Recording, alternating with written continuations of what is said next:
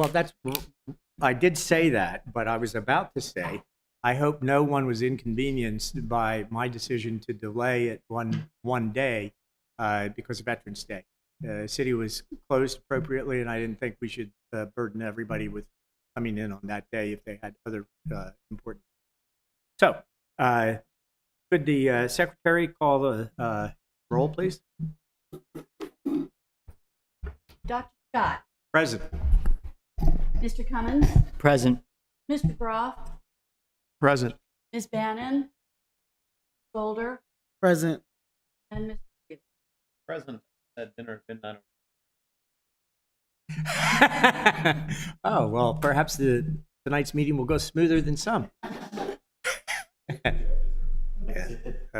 Okay. Well, seeing that the commissioners are present except for Mr. Williams, which I much regret because he's a valuable member of the commission, we do have a quorum and we will proceed. Is there any announcement from the staff before we go further?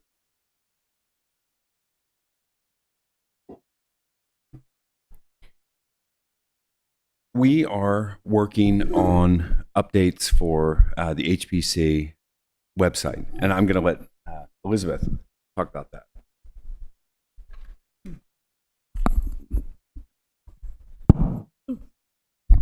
We're working on updates for the website. We're putting together a materials list that will help to inform the public about just what's involved in their buildings, what their buildings are made of, and how to repair them, and what those materials look like.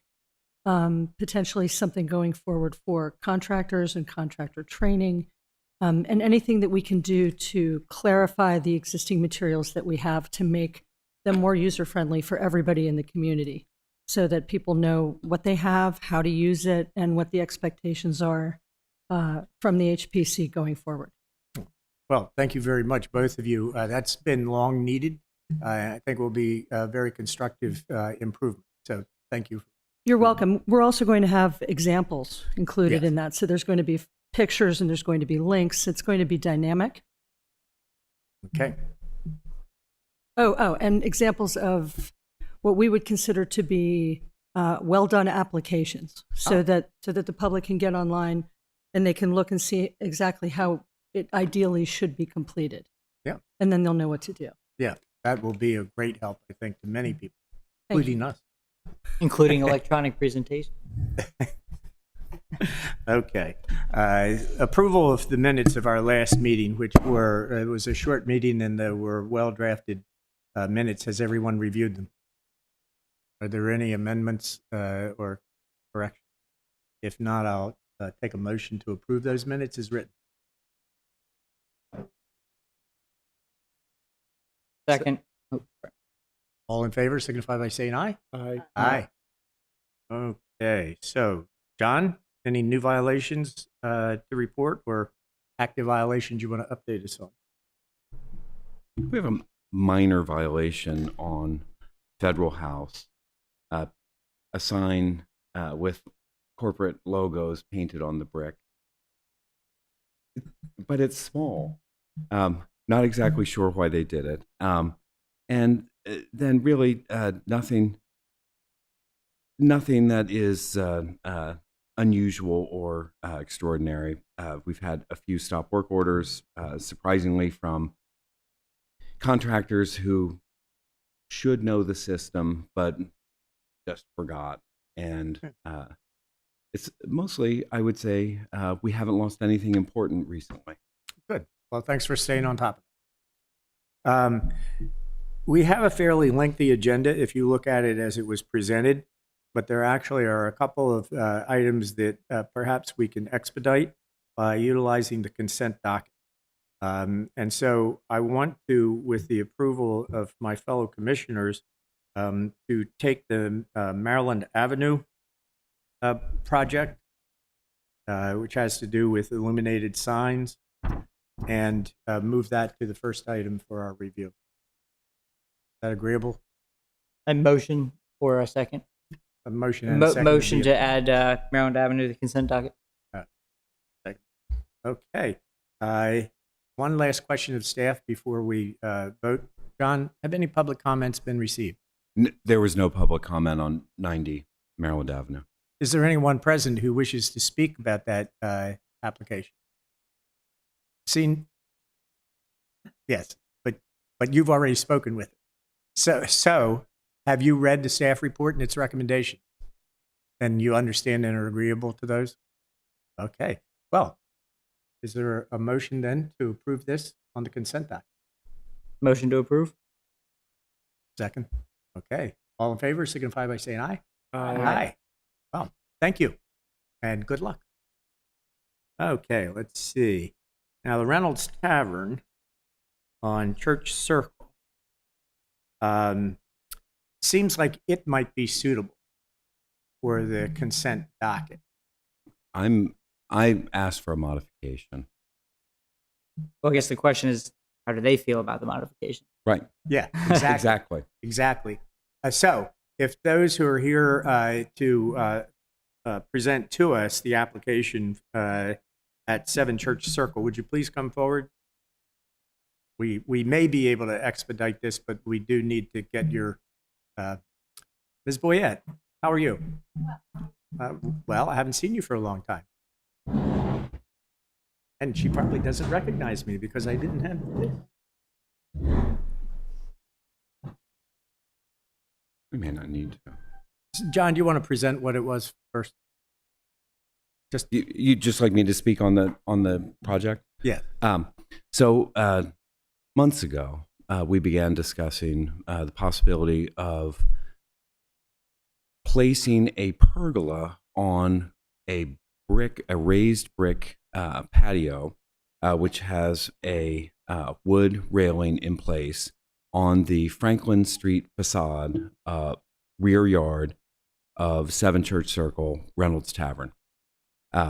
And full disclosure, I thought the pergola would be a good idea. So it came in, and I've spent quite a bit of time looking at the site and thinking about its impact on the viewscape. And so in my staff report, I recommend that it be reduced in size. However, in considering the reduction, I may have overstated the necessity. And I think that might be something that commissioners want to consider. But there's a proportion that goes with this feature. And basically, it's a 3-to-1 proportion.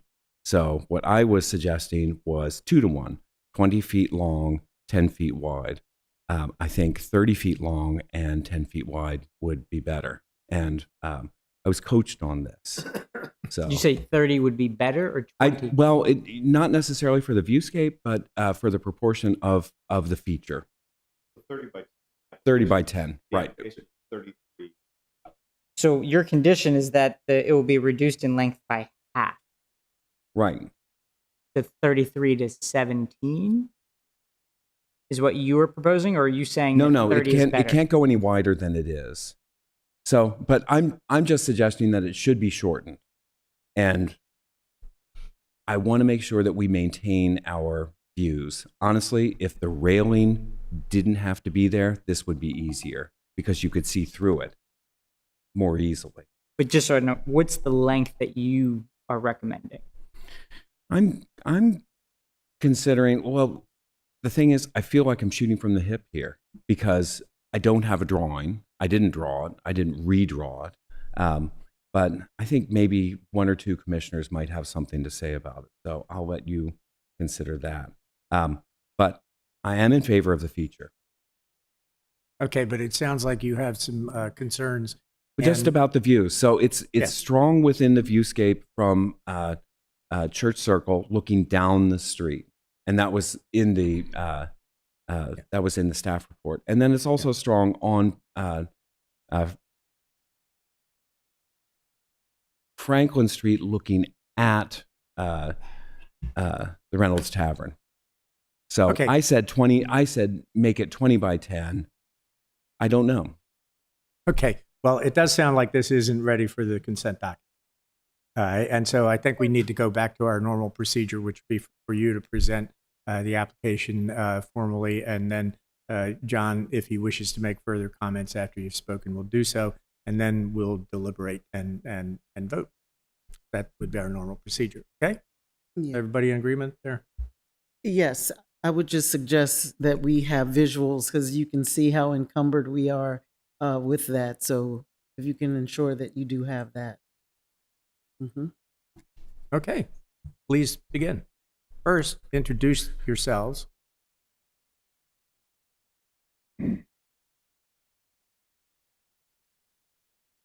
Oh, yeah. Yeah. It won't break, I don't think. You got to hit the button for green, so it's green. Okay. Good evening. I'm Sally Boyette D'Angelo on the application.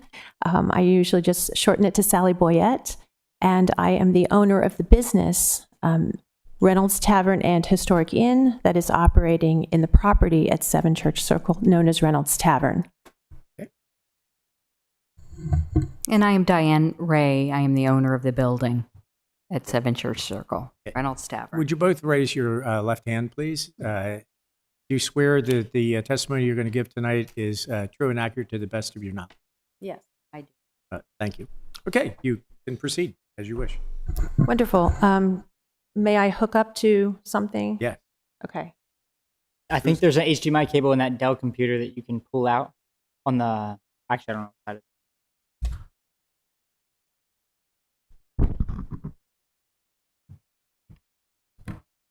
I do understand, though, that IT, we have one person on IT helping us tonight. All right. If it gets real complicated, we don't have the normal That's okay. expertise. There it is. There we go. That's my screensaver. All right, so now let's try to get to what I'm looking at.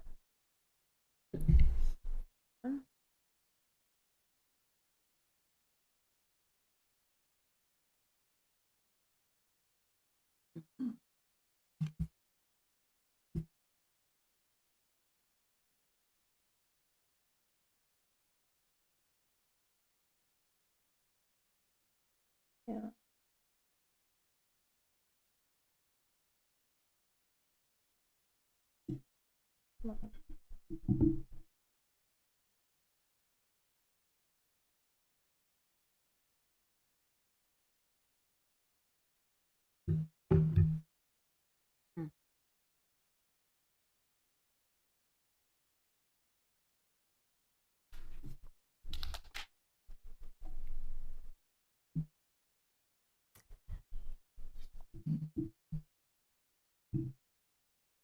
Well,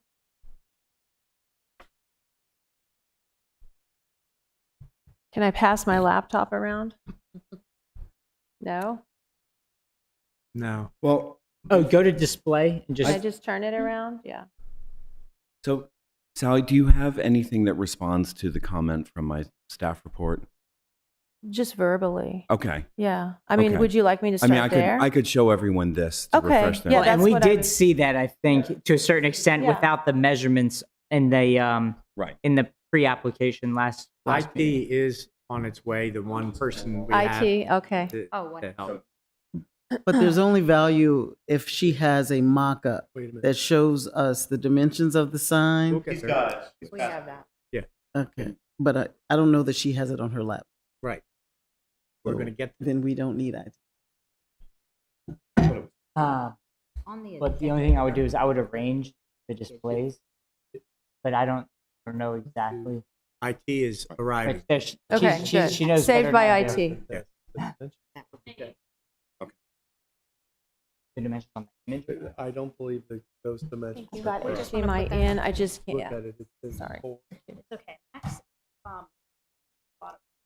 We're 30.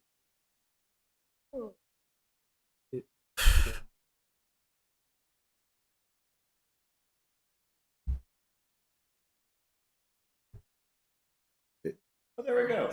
Okay, so it's going to be. I'm going to have to navigate on that. Look up Okay, there. got it. Do this. Yes. But yeah, I don't know. But I'm just, You want to see? so if these are 2 foot blocks, No, but I I feel can. like 32 might be. All right. 33 to So The dimensions are. let's just get this If closed. that width is That's right, isn't 11, it? if it's 11.6, Helpful. And then and there's 4, 1, 2, 3, 4, they're Interview. wider. That doesn't. full screen mode. Right there. All right, I want to interject here for a minute because this is, Thank you. I think, making it very difficult for us to review. John, is it fair to say that it's unclear what the proposed and applied forward dimensions are? To me, they don't add up. If it's 11 feet 6 wide and you've got 4 bays that are even wider than the 11.6, that's more than 33 feet. Mm-hmm. I actually thought that the measurement was 40. What are the dimensions between each post? Between each post, I don't have that. But I just took it off of the footprint that's already there with the existing terrace and the existing post on the terrace and the existing railing. So it's measured from railing to railing on all ends. Well, it might be optics, but 11.6 doesn't look as wide as. I think that's just optics because that's an AI rendering. Mm. The 11.6 is correct, yes. And the length that I measured it twice, and yeah.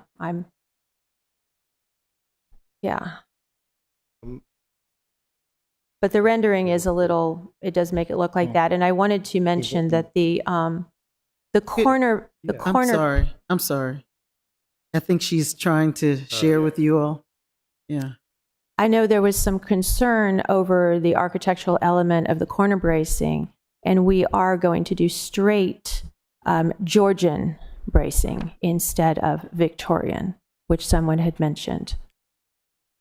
I think with Commissioner Groff, I think his biggest thing was if Mr. Tower was suggesting that the length should be reduced to a certain proportion. Yes. I think he was just really trying to fixate on making sure we understood the proportions. And I don't know that it was a denial or rejection. It was more so, this doesn't look like it adds up. And that's not a bad thing or a good thing. It's just more so trying to understand what is this picture showing us actually in size and what is Mr. Tower suggesting so that we can visually compare or try to, I think, and correct me. So to clarify, my suggestion is to reduce the length so that we maintain a view of the building. So is the length matter or just where it ends? Where it ends and where it begins. So if we could just eliminate the numbers and say we want it to end at the third post or the fourth post, is that something that you're suggesting? Yes. Yes, that's exactly what I'm saying. Which post? What? No, I want John to tell me which post. Well, so I am looking at an AI version here of what it might be. And you know that AI is our friend. No, I don't. Right, exactly. So as I see it here, I think, okay, so if we took out the first section of this closest to the old portion of the building, that would probably give us a clear view of most of the building for most of the viewscape. And I think that would be an improvement. I think that the entire proposed length is too great for the viewscape, and that we compete with an important viewscape. So let me also say, and I think you already know this. Wait, let John. This is an exceptional building. You already knew that, but it really is. It's one of the city's most exceptional buildings. It is unique. It has elements I've never seen anywhere else. Nothing even remotely similar. Its proportion, the fact that it was built as early as it was, the amount of expense that was involved. This was a grand building for its day. Mm-hmm. And what's even more amazing is how well preserved it is. You walk by it and it seems so solid. The brick is in such better condition, even the mortar, the roof, all of it, than so many other pedigreed buildings. I don't know if it was just the initial construction or the fact that it got good attention over the years from Farmers Bank. Farmers Bank maintained a bank there. And then it was the library. I don't know who remembers the library, but I do, yes. And that was it was a cool building to walk into. And now it's going back to its original use. And my only concern is to make sure that we maintain the view. The view from the street for people who are walking by. May I address that? With all of that said, John, you would be agreeable if the applicant is willing to adjust the size of the Yes. pergola to move forward and approve it tonight. That's That would it. be your recommendation. And I have one question before you comment, if you don't mind. Because I think for me, what I care about most is what he says relative to, do we go against John or not? Being east facing, does it matter to you if it's slightly reduced in length? Well, I think it does matter, and I can tell you why it matters. It's a beautiful building. I'm a great lover of history and of the classics and all things aesthetic. And the purpose of putting a pergola is we wanted to come up with a solution. This is an operating restaurant, and to our understanding, it's the only restaurant of its kind in Annapolis. So it's nearing its 300-year anniversary. It is a working tavern restaurant, as it was 300 years ago. But in order to use a great percentage of the space that we have available, people don't want to sit out there with the sun beating down on them. And that's been a consistent problem. And this goes back before I took over the ownership of the tavern. And when we received the grant from the National Historic Preservation, and the grant was specifically for taking an historic restaurant and improving the ambiance and the welcoming for the patrons in order to improve the business, in order to keep the business going, in order to ensure the longevity of the business.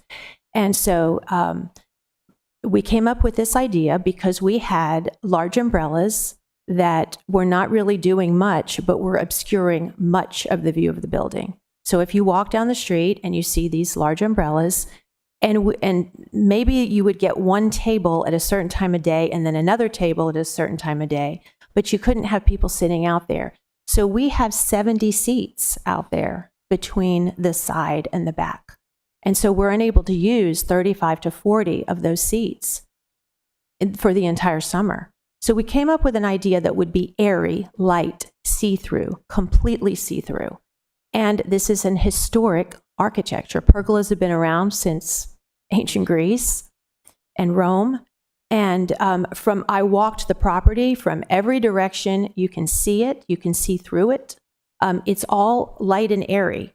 And so what we would do I believe that if you break it up and do it on a portion, then it's going to look disproportionate, because the purpose of it being set on top of the existing approved terrace was so it was just growing out of the proportion that was already approved. If the side near the 1906 addition is left light and airy, and we place vines and flowering vines on the part that, as you look at that picture, you see trees in the background, that doesn't cover anything. So we can break up some of the white, some of the railing. I know that was a concern, that there was a lot of visual mass of the railing color, even though that's an approved historic color of our trim. But if we left the east end, I believe, near the portico, if we left that light, airy, and see-through, so as you walk down the street and looked at it, you could see the existing building, the center structure, and then as you walk up from Church Circle looking down, from the edge of the building over, we would have the vines, the creeping vines coming down on the corners, and so that would kind of blend it into the treescape behind it, which there's beautiful shade in the courtyard. And we don't have a problem with the courtyard. The only difference is part of our improvement of Reynolds Tavern since I took over is to create an elevated fine dining experience. And so our colonial dining rooms and our terrace is part of our fine dining, and our courtyard is part of our 1747 pub. That's our casual dining. We're trying to appeal to as many people as possible and make Reynolds Tavern a place that you can go for fine dining, you can go for tea, you can go for a casual experience, you can pop into a 1747 pub and see the original kitchen. We're going to be offering tours of the building with so people can get a full experience and a full history. But this is something that is very important to us, we feel, to run the business, to be able to seat people on the terrace throughout the warm weather. Ms. Boyette, thank you for amplifying that. And I think we all understand and agree with you that it's a very important building. You're trying to have a successful business. You received a grant to do that. But I hope you also have heard that we really don't have any objections to what you're proposing except for its size. And we count very heavily the staff's recommendations on issues like this. Both staff members are much more experienced and knowledgeable than any of us. So I have a simple question. If you are agreeable to adjusting the scope, the size of the pergola following the staff's recommendations, I think we can be done with this momentarily. Are you agreeable to do that? I would like to revisit the full size. I think that it's going to look strange if we do it a partial. Because here's the. I don't know that I have an objection to the full size. Yeah, I'd I like don't to have an discuss the full objection size to the as full well. size either. Yeah. Can I just add wait, that yeah, we wait. would have to place umbrellas over the Yes. over the part that wouldn't have pergola, and that, to my opinion, would completely obstruct. Okay. Mhm. That's all I wanted to do is get clarification on how you felt about the staff's recommendations. Now, at this point, unless you have more to present, we would normally ask for the staff to weigh in, and I think this would be a good moment because it's clear there's one point that we're discussing and concerned about. So, my May I say comment. something beforehand, just before the staff, as the owner of the building? Nobody loves Reynolds Tavern more than I do. And I wanted to purchase this building so that it continued to be I loved what John Tower said about it being such an important building, such a beautiful, historic, landmark building here in Annapolis. And I think the reason that we all hold it so dear is because people come inside to enjoy being there at Reynolds Tavern. And we want to make it more enjoyable, more welcoming, more accommodating for people's needs. And it's been a crying need among the public. They don't want to sit out there and swelter in the 95. Remember July? And could you imagine if you were being led to your table by the server and then you say there's only the sweltering sun side of the terrace? No one's going to want to do that. Your concern, the cause for your concern, it's a legitimate concern.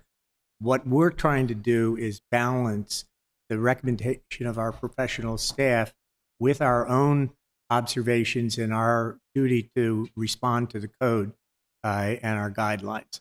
And I will say that the building, the Reynolds Tavern, means a lot to me and my family. We held our son's rehearsal dinner on that patio. Now, it was evening. Still a little sticky. But you see what we're getting at. We're at this one point, and now, before we start to discuss, if you don't have a specific question of the applicants or the staff, it would be time to open a public hearing. Okay. So what you're saying is that absent it being the exact size, that you would not be interested in doing it based on the recommendation, and that if that's the only option, that you would like to look at other options to do this? Is that what you're saying?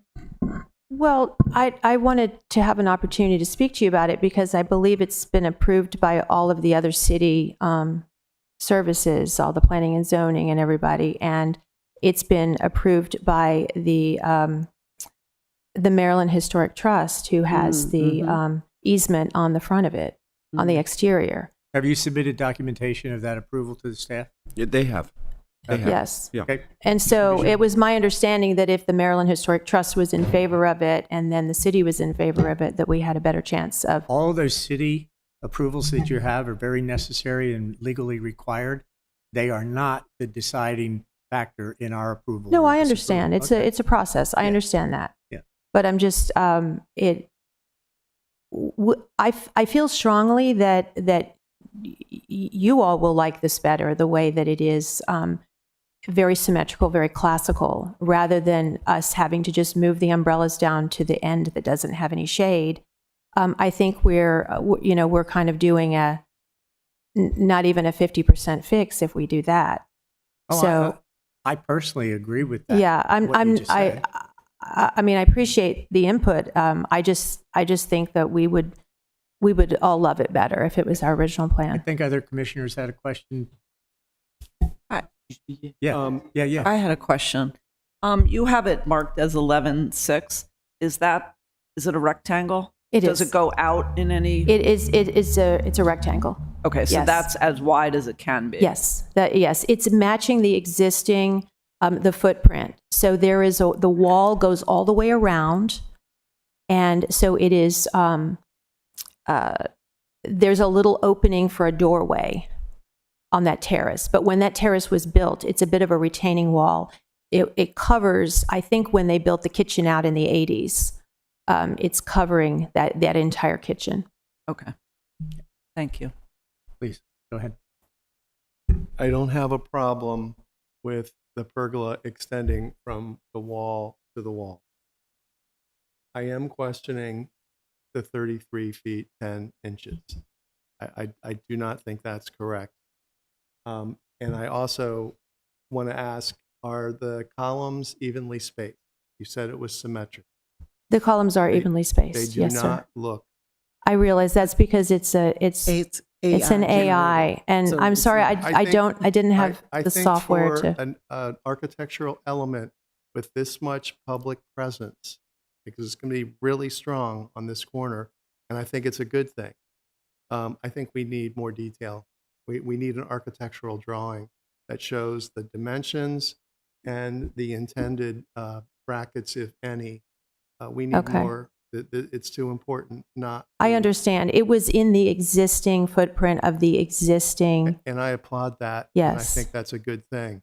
We I were need just more detail before I would approve So it. because we only got a certain amount of grant money, and if we pay it all out to permits and drawings, we'll have none left to do the actual project. What's the time limit Oh my for goodness. to be able to exercise the use of that grant money? December 31st. Okay, so there would not be an opportunity to come before us again before if We have you got have a to plan. spend the money by December 31st. But are we So even no.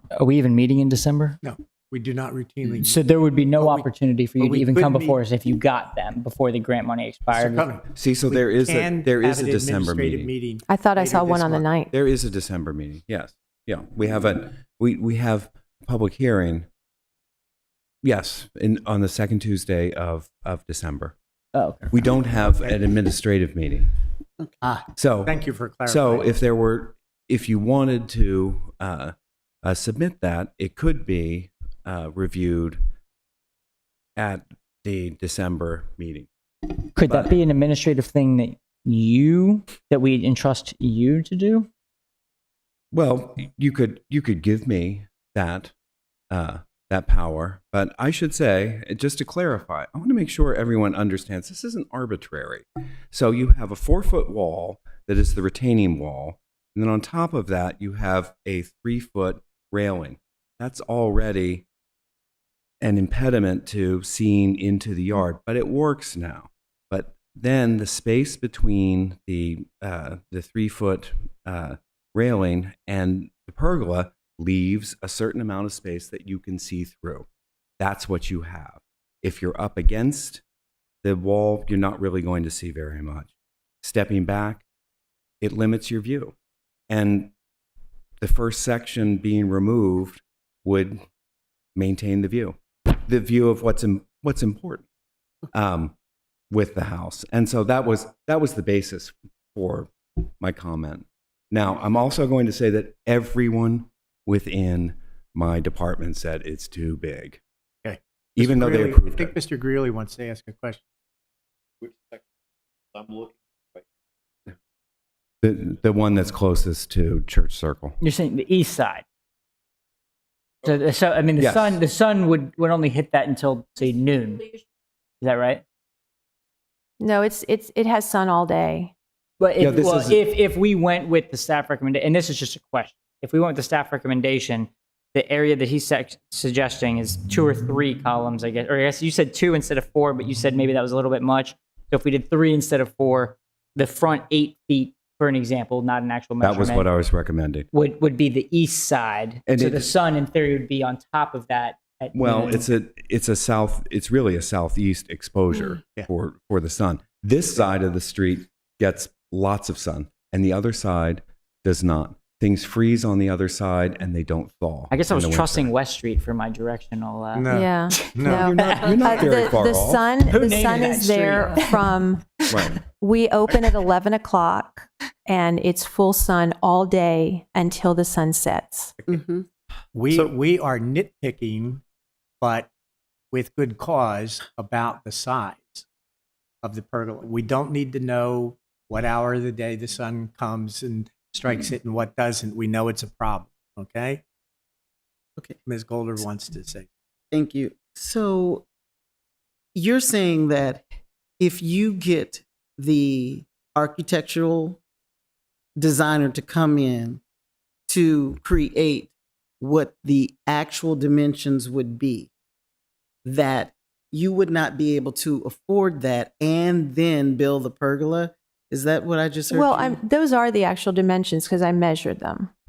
Well, I think what's being challenged. It's just the rendering does not look completely proportionate because it is AI. Correct. The main point is the recommendation now is that we have an actual architect design it. And what I heard you say is that in order to pay for someone to do that, you would not have the money left to then do the pergola. And if that is correct, that is significant. I didn't say I wouldn't have the money left. I said it would be, we only received a certain amount. And so we did, in our grant application, we did proportion that money to these projects, and we didn't factor in a lot of extra expenses. It's not a very big grant.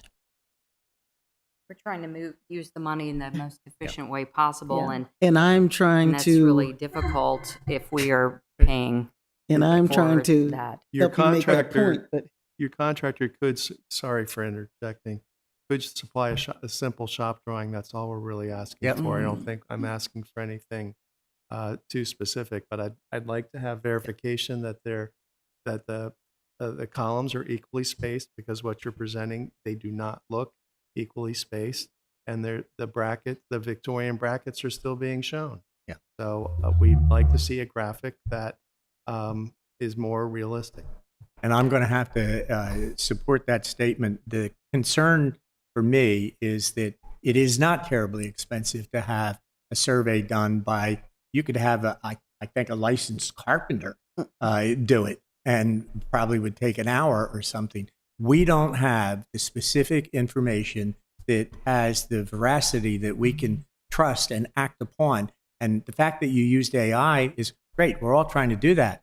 But if it's faulty, then we still don't have the information we need. Well, forgive me. So Mr. Tower, so if we said that we want to approve as applied with respect to, you need to verify there's even spacing between the columns and the specific, and forgive me for the exact lingo that you referenced, the brackets, and this, if we conditioned it based on even spacing and brackets, is that something that we could do that you would be able to enforce? Well, I could work with the applicant. Yeah. And they do have time crunch. So, I mean, if you know, for the sake of just time in itself, if the biggest concern is even spacing and the specific design of the brackets, if we condition the approval upon that, maybe they wouldn't have to come back and we can still make sure that Mr. that's Cummings? met. Good question. I think we understand that we may get to the point where we want to work out wording or such, but there are people here, and some of them, I hope, are here to speak to this issue.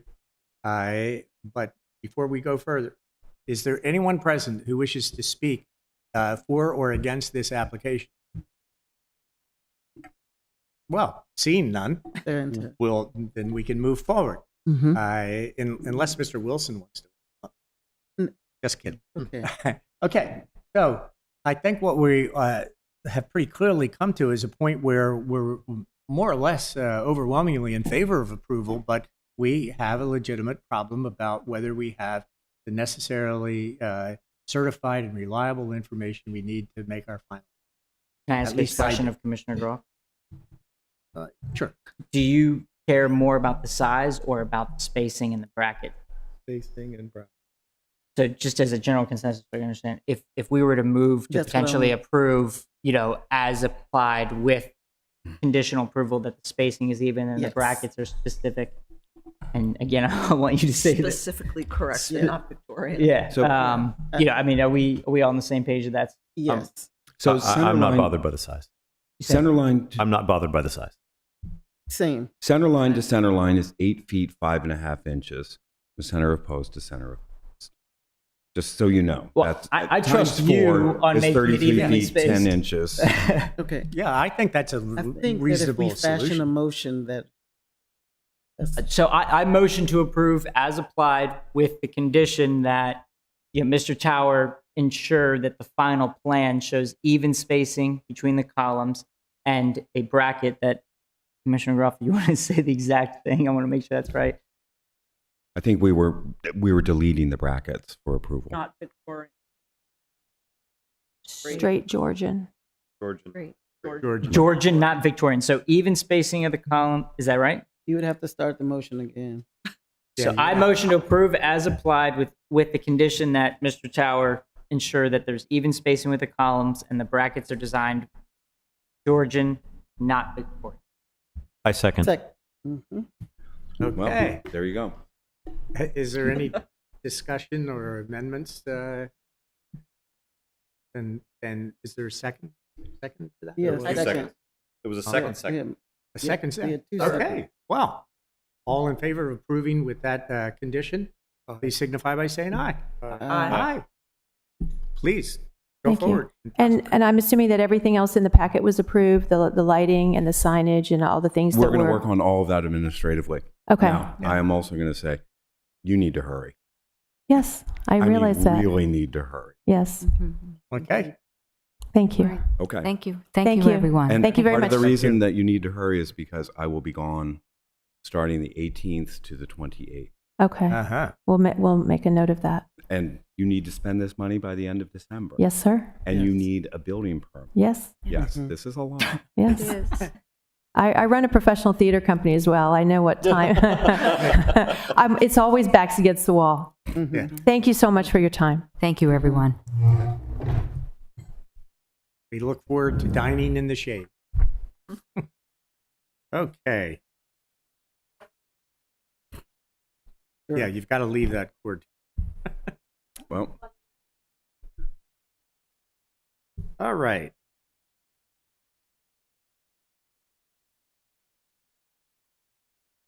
See, we did Maryland Avenue. We have Duke of Gloucester. Is that next or is it Jim O'Hare?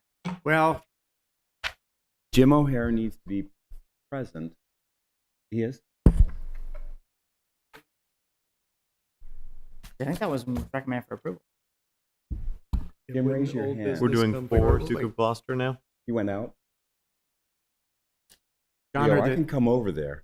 So I didn't mean I was just going off the order here. I'm sorry. yeah, I'm playing with Oh, okay. Okay. Sorry.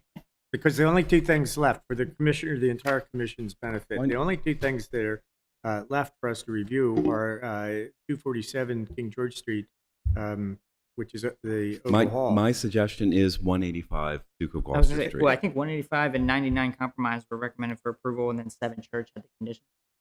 Excuse me. 247 had the condition. Yes. So I agree with John. That's what I was trying to get at. Mhm. So Duke of Gloucester Street, has everyone reviewed the staff report? Yes. Yes. Okay. Is there anyone representing 185 Duke of Gloucester present? Have you read the staff report? And you accept the conditions that are recommended? Okay. Then we only had one other matter to clarify before we go forward. Is there anyone in the audience who wishes to speak about this application? Okay, seeing none, it's appropriate for the consent docket. No. There's a condition. Yeah. The condition is pretty simple, that I work with the applicant to find, or the applicant can choose a column that is not of the Doric order, that is like the other columns in the immediate neighborhood that are historic. Yeah, we understand that, right? Everybody got that. So, Motion to approve based on the staff recommendation with conditions. okay. Is there a Second. All right. All those in favor, signify by saying aye. Aye. Thank you for your patience. Well, look what, I'll tell you what, if you want to wait after we hear the next item. All right, thank you. Mr. Wilson, welcome back.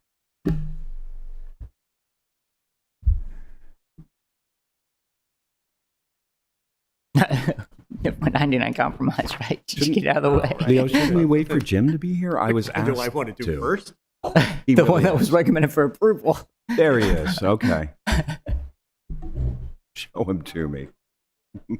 Hey, Phil, how are you? Wait, He's John. waiting for you to tell him which one you want to do. Yeah, I know. John, Yes. which one do you think we should do next? Well, it looks like 99 Compromise Street is up to bat. Okay, then.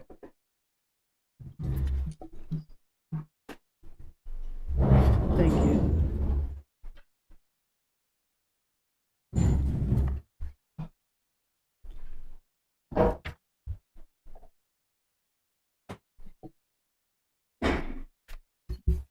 You know the drill. Well, I want all your names first.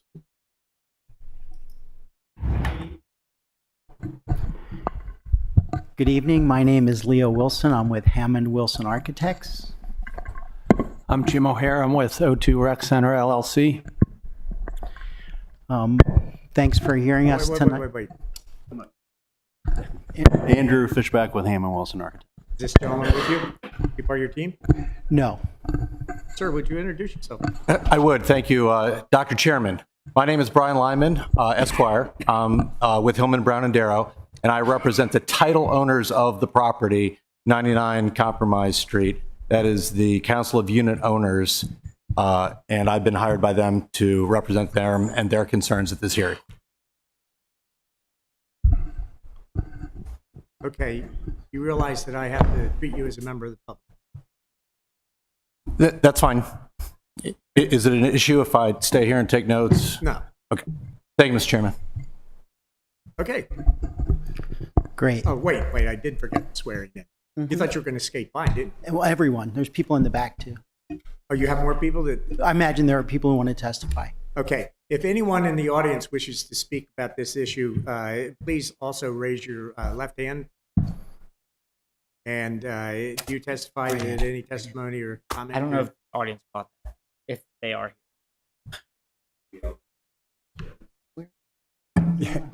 Is there any member of the public who intends to speak No, you meant your about this application? Please raise your left hand and swear that the testimony or comments you're about to present are true to the best of your knowledge. I do. I do. Okay. All right. I only saw 3 hands. So let's go, gents. Great. Thank you.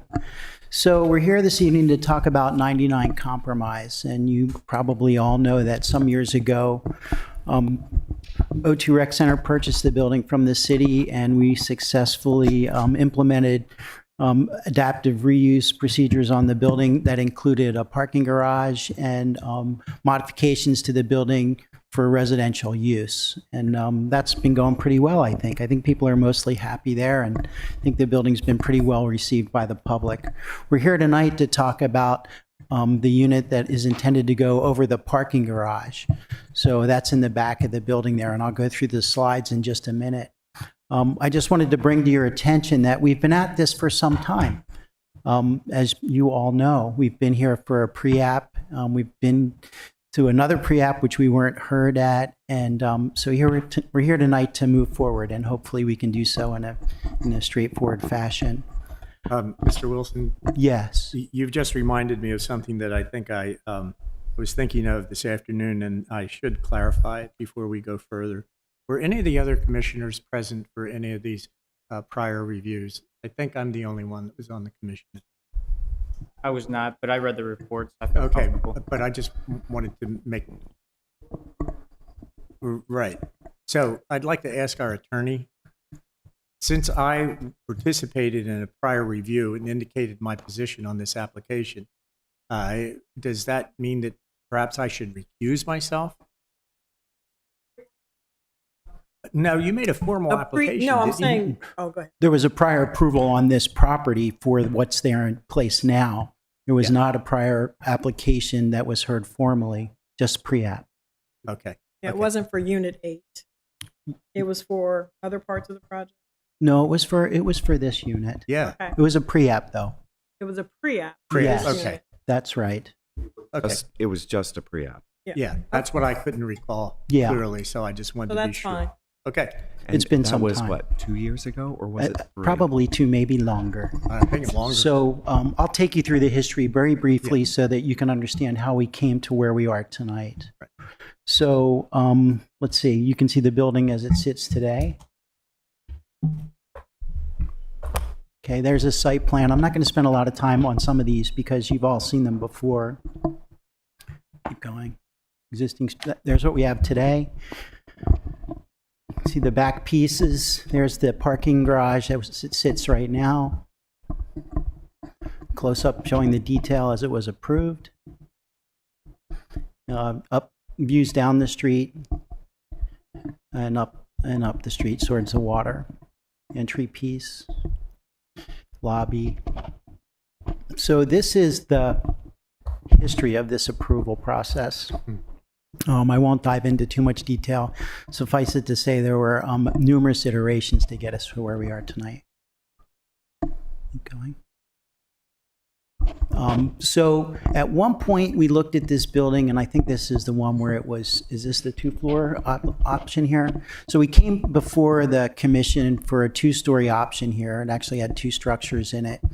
And then through a series of discussions with the city, they decided that the upper level was inappropriate. It was a bit too big. So we started over again. Then we came back in. Keep going. That's more of the second floor scheme.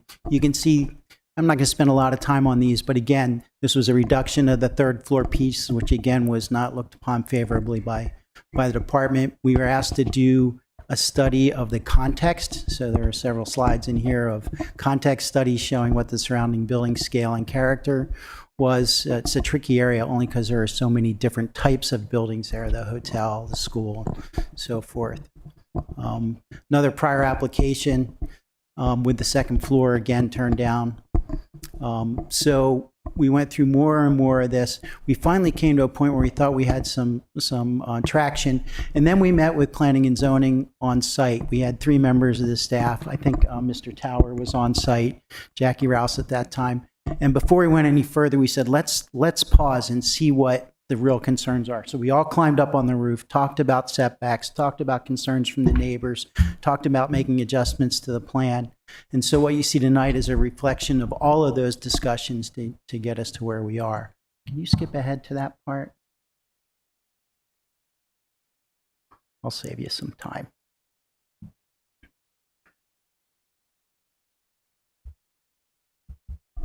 That's me today, right? Great. So here you can see we finally arrived at a one-story, one-unit concept here. The plans were manipulated several times to provide some relief to comments we heard from other people. The front facade was adjusted a bit to move the building back and forth. There was some garden space added to what I'll call the left side of the sheet there, in deference to our neighbors that are off to the left there. It's a pretty simple structure. There's a connection to the existing building, and one story with the side that faces Newman Street pulled back to create a little bit of outdoor terrace space, which will have a nice view of the water and some opportunities for green roof elements there. Next. Roof plan, pretty straightforward. And these are the elevations. These are a little hard to read just because they're flat, but I've got three-dimensional imagery that'll show you how it works. Let's go to those. Here you go. Keep going.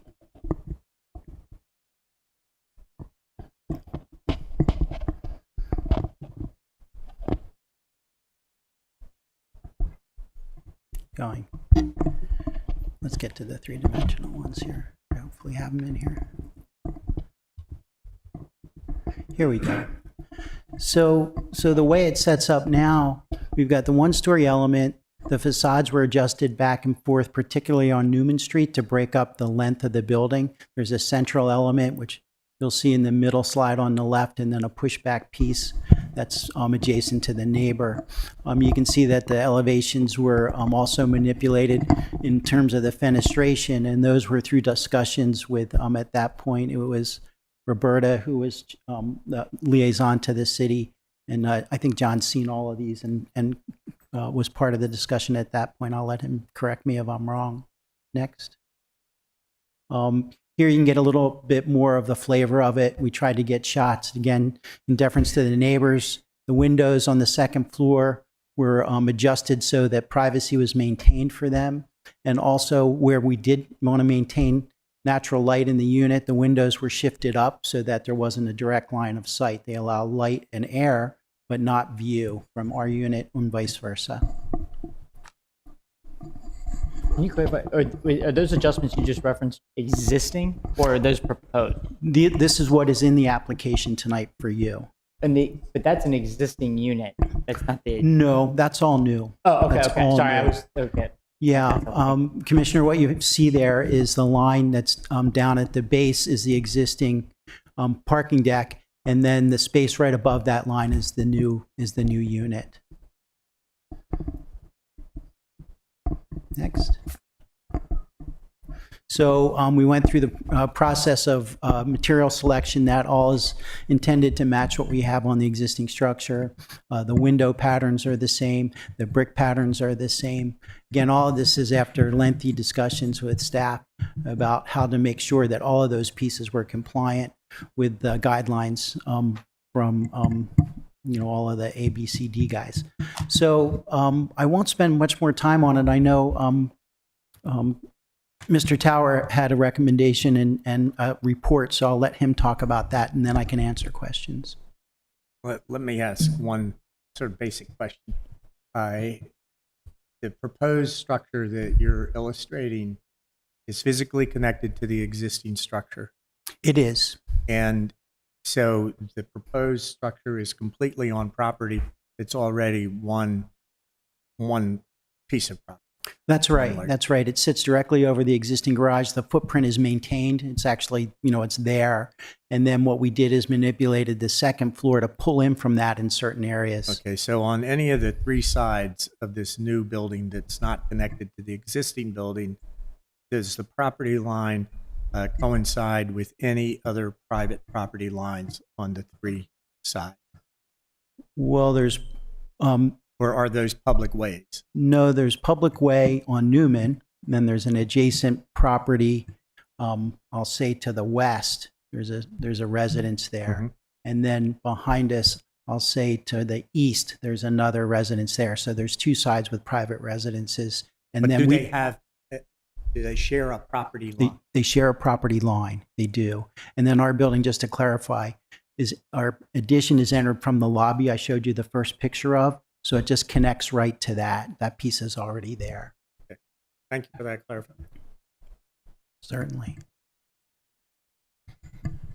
So I have been talking about this project for some time, many years, but it has evolved, and I think it's evolved for the better. And I think that it has been designed with HPC guidelines in mind.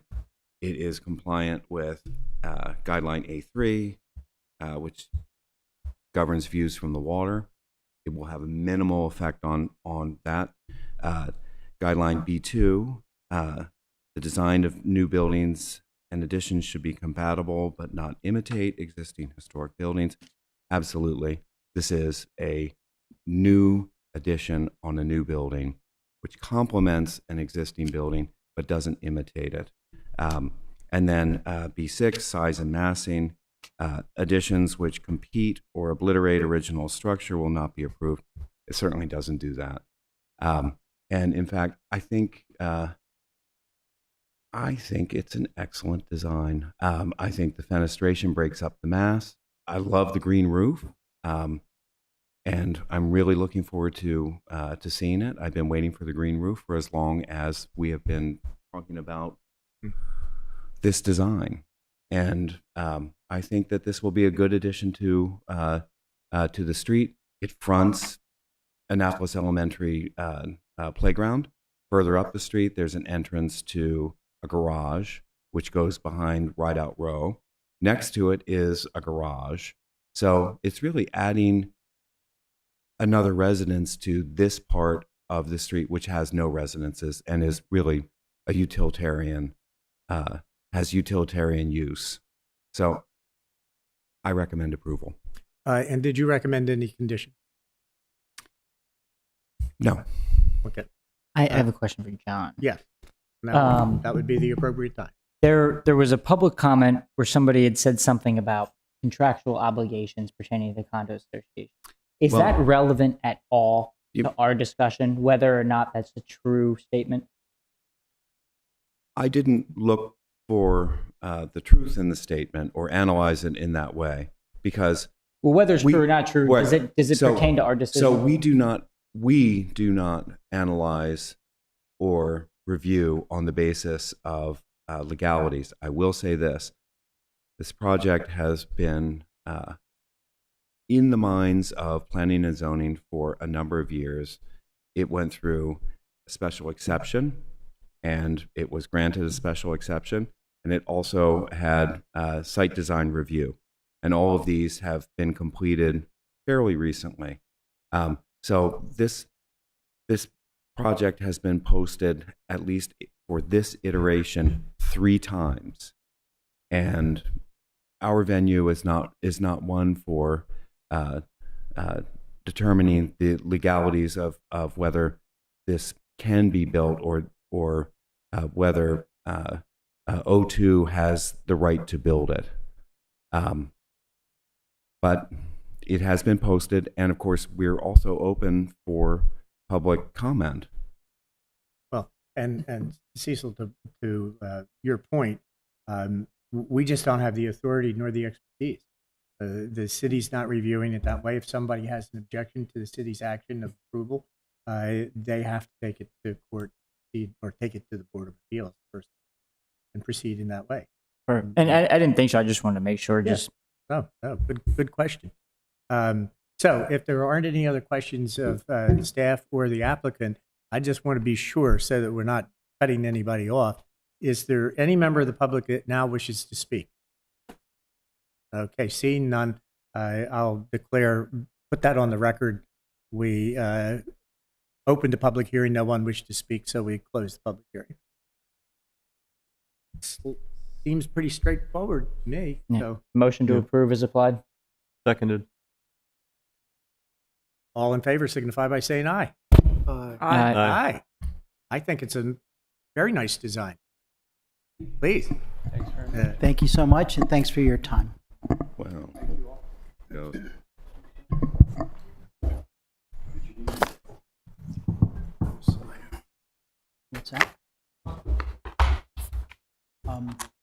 appointments letter there with you.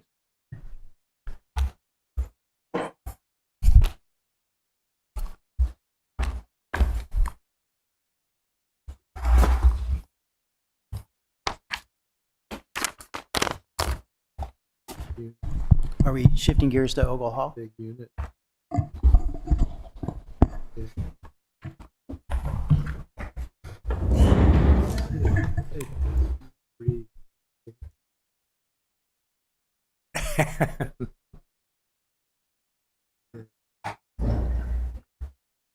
All right. Identify yourself, gentlemen.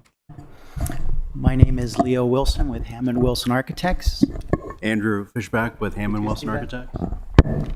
Bob Ruby with Campion Ruby Architect, landscape architect. Jim Urban, been around for a long time, but I'm retired, but I stick my oar in the water every once in a while. Yeah. Bon vivant, man of the world, Mr. Jim Urban. We served together for about 15 years on the Planning Commission.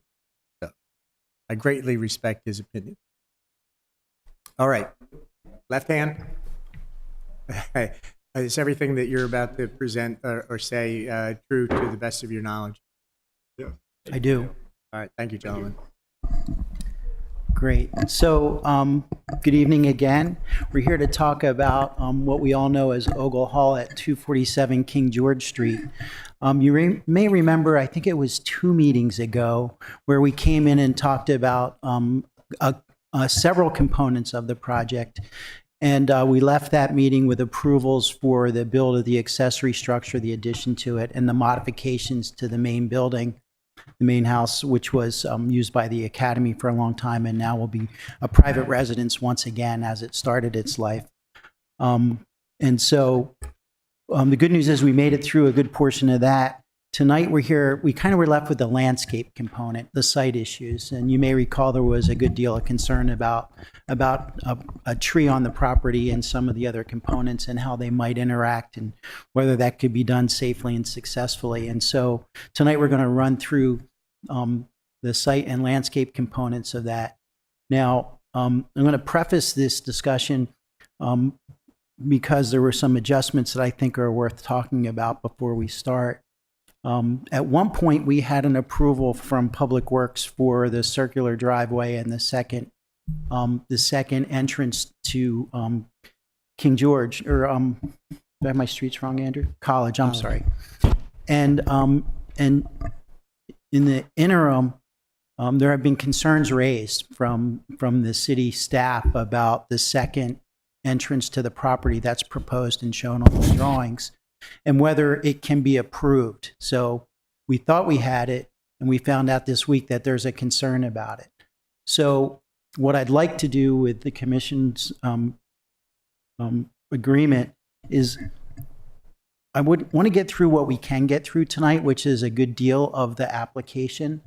And in fairness to everybody involved, I think it's best for us to come back to you once we've resolved the issues with the second drive and the remainder of the circle, to make sure that it is approvable, because there's not much point in us spending time talking too much about it until we're sure we can do it. And we just found out this week that there was a question about it. So my apologies for coming in and adjusting that, but I think it's probably in our interest to reduce the next meeting to the point where we're just dealing with the unknown, because the rest of it was pretty straightforward and the staff report was favorable for the most part.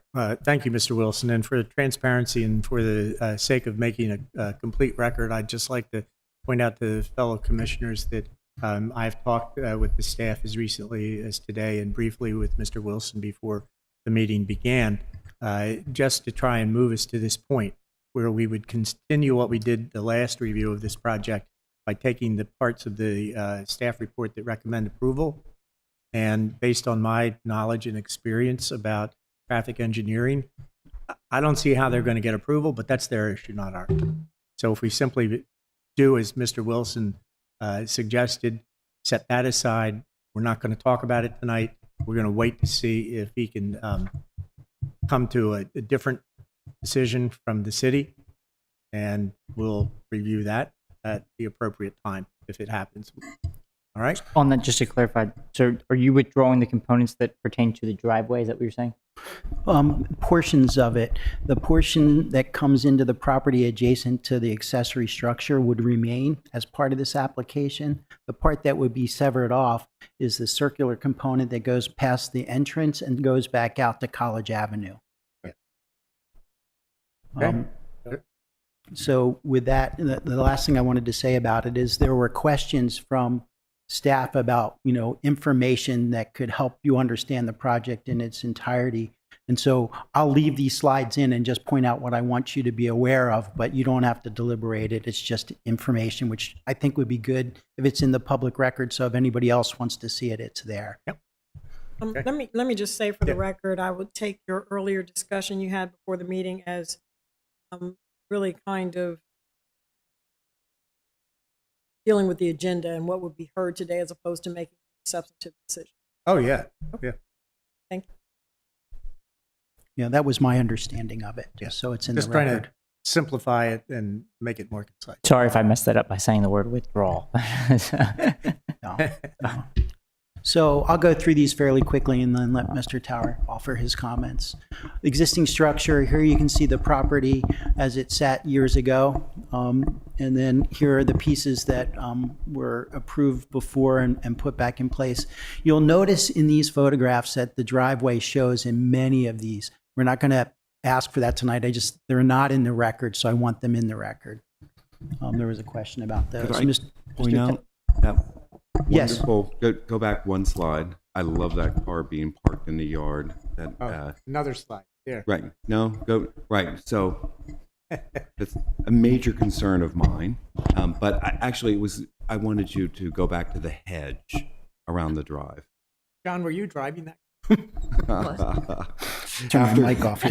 Yes, Will, after you lent it to me. Can you go back Well another? played. Staff drove a Model T. That one. There's a hedge around the driveway, which is what guidelines call for. Now, I don't know if you can do that. I don't know if you're going to get approval for a circular driveway, but the guidelines do call for that. I don't know if you can do that in the critical root zone. Yeah, I think we can talk a little bit about that type of thing because that applies to the straight portion as well. Which would be fine. Yeah. Okay. So let's keep going. So if we get to the issues at hand tonight, I think what I'd like to do is have the experts who talk about site stuff here tonight. I'll let Bob Ruby talk about what's in the application related to the general landscape design. And then Mr. Urban can talk about the concerns that were brought up at the prior meeting about the root zone and how we might be able to protect them and what the viability of the tree might be. He has the experience, and so I'll turn it over to my experts. Okay. Sure. I think that's a good order for the slides. So we have in response to the staff report that we received on, I think it was Monday, we have changed the drawings to address several of them. And I wanted to sort of just briefly go through those changes and how we have responded to the staff recommendations, except for the curb cut issue, obviously. This is just a preamble about some of the planting comments. That what we did was we went out there and documented all the existing foundation plants that are around the, both facades of the structure for the College Avenue and King George Street. And we've now folded those into the plans that you will see. So there's quite a bit of planting. And we don't know the dates of when all of these were added specifically, but the existing conditions, you could just see, just briefly to show you, up in the corner where the garage is, on the far, whoops, what happened? Oh, yeah, thank you. There's an existing curb cut that sits right there, and there's a little bit over to the left. Yeah, there's a couple of parking spaces that exist there, just for everybody's reference. And I think that's all we need to show the existing conditions. If we could go to the landscape plan. All right, thank you. So just I'm going to go in the order that the comments were in generally. The driveway itself was approved from the new curb cut by the carriage house off of College Avenue. I don't know if you got a cursor up there. Coming down to where the new parking garage entrances are, right to there. So that portion was approved, except for the material. We had specified a gravel, and we were told that it should be brick or oyster shells, so we've changed the specification for the topping surface of the driveway to be oyster shells. On the topic of the circular driveway, separate from the curb cut issue, in response to some of the questions about views into the property and what the driveway might do, as it's evident in the old photos, we took the hedge that we had put along the College Avenue fence, and which the staff recommended that we get rid of, but we lined the driveway like that, and also on the King George side, just that one section, so that, as evident in those old photos, we're kind of using that as our precedent to screen the new driveway, should it be accepted in its full alignment. On the topic of foundation plantings, it's not our intent to add more foundation plantings to the project. We've documented what is there, and it's our intent to try to preserve as much as we can for now and not do a complete foundation planting design. We know that that's not a part of 18th century garden design, but parts of this house were later. So we're just going to work with and make slight modifications to the existing plantings that are both on the College Avenue side and on the King George side of the facades. So the screen plantings, we already talked about that. We had screen plantings inside of the fence along the whole run of College Avenue, and we've completely removed those as recommended and moved them to the driveway as a simple hedge. Other landscape beds, there were some specific comments and there were general comments about planting design. We know that we haven't done a complete detailed construction document package that specifies every single plant. But what we have done, and as we go through the rest of this, is that on this plan, we have specified the major species and what they are. And we've also given a palette of plants that are native and adaptive species that we plan to use in these various areas that are labeled as planting beds. And because they're in the rear of the property, it seems that they're agreeable with the staff as long as the actual planting plan is submitted and approved. One other topic that I want to talk about is there was a question about the gates that we were showing in plan view at the entrances to the new curb cuts. And we've completely removed the gates from the plan, so the existing fence that there is going to remain, and be repaired where it remains. Where we're modifying it for the new curb cuts, and we're adding fence over by the little parking spaces that are in front of the accessory structure. All of that is going to match the wood and the brick detail that exists on site, and the existing fence will be repaired as needed in the same fashion that it exists today. So if you want to just run through, I'll show some of the pertinent parts of the set just really briefly, and then Jim can talk more specifically about the tree preservation systems. This is just showing the staff that we We understood the comments to reduce pavement, and we did that. We've reduced the width of the driveway, and the areas shown in red is where we've actually taken lot coverage off of the project. And the next. This is a detailed grading plan that shows where the raised driveway is within the critical root zone. The pink area, where the cursor is serving right now, is the reinforced driveway, which Jim will talk a little bit about. The red areas that you see are transition zones. This is where, this raised driveway surface kind of blends back down to existing grade sort of gently. So there's a little bit of root zone impact in those areas, but it's way under the threshold that would disturb this tree. To point out, the driveway that extends from the front door out to the new curb cut is entirely outside of the root zone, and that's going to be constructed at grade as a normal driveway and not a raised condition, should the curb cut be approved. What will you do if the curb cut's not approved? It sounds like redesign. Hmm? Sounds like a redesign. Oh.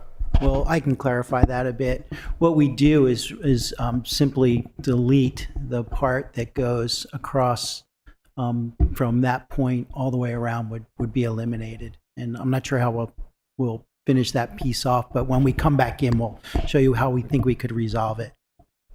You just drive over the curb, right?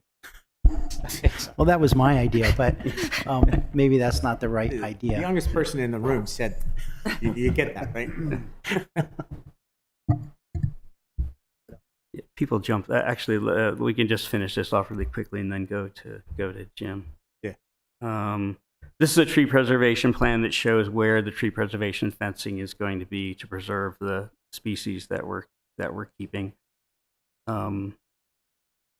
And then a quick section that this shows the revised section from King George Street to the front of Ogle Hall, the facade, where the new front wooden stoop is going to be constructed. Just to let everybody know the heights of the vegetation that are going to be in the view shed between the sidewalk and the street and the facade of the building.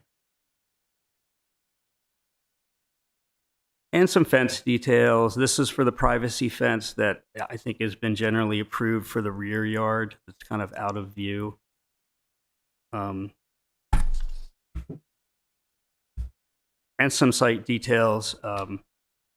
Notably, the existing fence and with the brick base, which is going to remain and be copied where we have to add new. Also to note, right to the left of that, there's an existing iron fence on the adjacent property, which we don't know exactly when that was added, but it seems historic in nature. So it's on the Ogle Hall property, but we're going to keep it. So the new wooden fence is just going to slide past that little curved portion of it and end at that first post, so that piece is allowed to, visually be evident. That's a star and anchor fence. So you're saying it's on the property. So Yeah, it's actually... That is what the fencing at the Naval Academy was before the renovation in 1905. Yeah. So they brought it there. There's one other place that has it, which is 147. Is that correct? 147? No, the Prince. Oh, 134. Right. Has it. Right. 134 has it too. Yeah. That's it. That's what's left. That was the original fence. Like, is this? No. It was. Annapolis is famous for grabbing salvage and finding a new purpose, but I'm pretty sure the Naval Academy Alumni Association brought that in and installed. That makes sense. Right. It certainly doesn't go with the flag design. This is, we don't have detailed planting plans, but this is a palette of some of the larger material that we're using that are also called out on the plans. And the next page shows some herbaceous plant material for sunny and shady areas that we would be choosing from for those parts of the design as well. think that's sort of the end of our responses landscape architecture wise. I think you have some three-dimensional drawings. Real quick question. You ever think of American redbud? We love red buds. You do? Yeah. Why wouldn't you include it?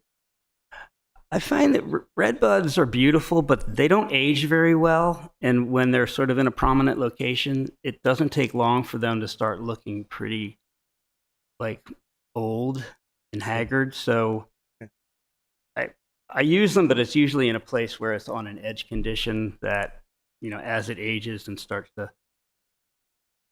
fall apart, it's not as evident. So yeah. Just well, no, I appreciate your professional opinion. I have two in my backyard, and they're not perfect, but they look so great in the spring. You know. Yeah, there's nothing that blooms like that. Okay. Conditional approval requires lifetime maintenance contract. Expert landscape. All right. Are we ready for Mr. Urban? Yeah, we'll shift gears. We'll go back to the site plan and let Mr. Urban tell us more about his part of the presentation. Okay. Well, when I first looked at the tree and what the plan was going to be, I felt that this was probably one of the easiest tree preservation things I've ever been asked to look at. It's a huge amount of critical root zone that we have to work with. We have a tree, the did or cedar, which is ranked by Clark and Matheny as being the best tolerance for work around it. You just made a reference. That's a standard text in your profession, right? That makes recommendations about. That is, Clark and Matheny wrote the book on tree and development. And it was written in, I think it was published in the mid-1990s, but it's still stood the test of time and is still considered to be the gold standard for these kinds of conditions. Thanks for that reference. Yeah.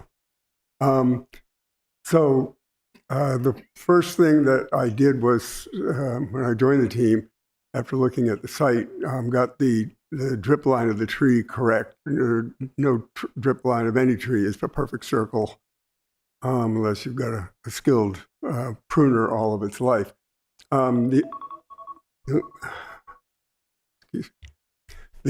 other thing we did was to tweak the zone, the critical root zone line to conform with the Clark and Matheny's recommendations on how that should be developed. And the reason I really like their calculations is that they account for the tree species, the tree health, and the other factors, mitigating factors in there. So, for example, you would never show the critical root zones being within a building, yet when I arrived, the plans actually showed that. So we've tweaked the critical root zone to take into effect all of those things, so we talk about the driveway as being raised, but actually we are trying to hit the step elevation of there's a set of stairs that goes down from the garage, and to meet the lower tread elevation of the building, of the entrance to the building.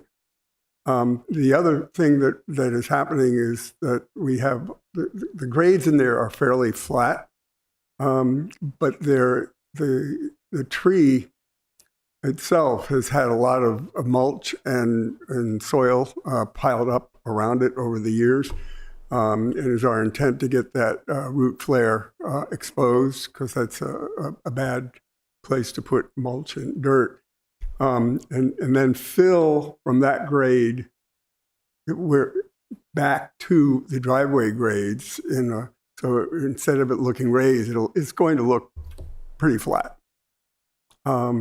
And there's good work by Larry Costello in California on the adding of fill over root zones, and what he concluded in unfortunately unpublished paper, but he shared with me that it was not placing the fill on top of the root zone that was the problem.